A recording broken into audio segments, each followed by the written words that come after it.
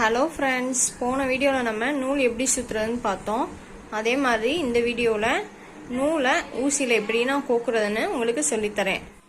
நூலை இந்த மாதிரி இதில் ஸ்டார்டிங்கில் பண்ண மாதிரி கோத்து வச்சுக்கோங்க.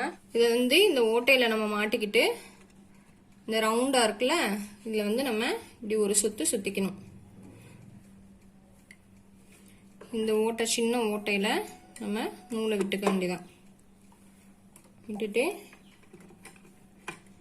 இங்கே ஒரு இது இருக்கு, அதில் நம்ம இஷ்டம் தான் கோத்துக்கலாம், இல்லைன்னா தேவையில்லை. அதுக்கப்புறம் நம்ம ஊசியில் நூலை கோக்கணும்.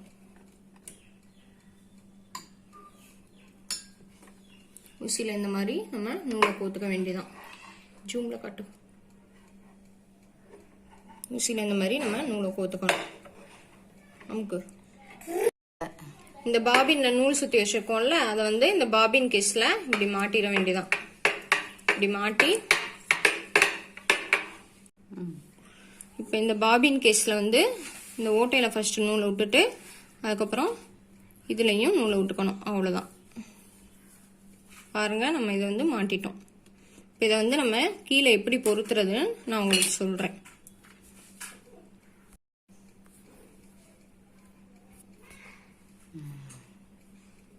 நான் எப்படி மாட்டுறதுன்னு உங்களுக்கு சொல்கிறேன்.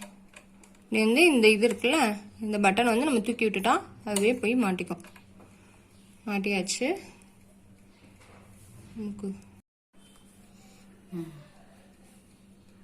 இப்போ இந்த நூல் நம்ம சுற்றணும்னா மேலே வரணும்.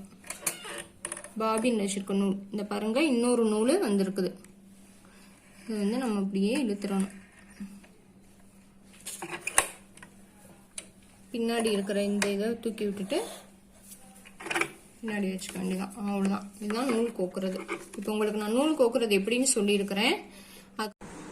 கண்டிப்பாக நான் உங்களை நெக்ஸ்ட் வீடியோவில் மீட் பண்ணுறேன். பாய்.